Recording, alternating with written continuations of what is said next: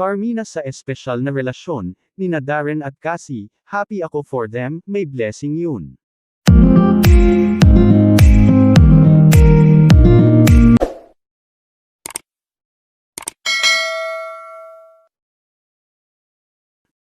Mukhang nakaipon na ng pogi points ang kapamilya singer-actor na si Darren Espanto dahil sa pakikitungo niya sa mga magulang ni Cassie Legaspi.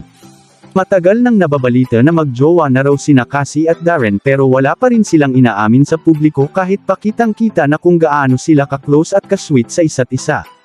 Pero para sa nanay ni Cassie na Carmina Villarroel, naniniwala siya na close friendship pa lamang ang namamagitan sa anak niyang dalaga at kay Darren. Very happy naman daw si Carmina sa kung ano man ang namamagitan kina Darren at Cassie dahil alam niyang matatalino at responsable ang mga ito. I'm just so happy that they're really good friends, I'm super happy.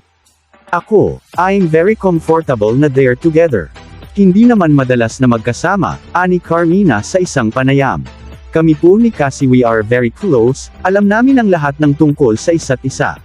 Natanong naman ng kapamilya entertainment news reporter na si MJ Felipe ang aktres kung ano ang ibig meaning ng sinabi niyang Darren and Cassie being together.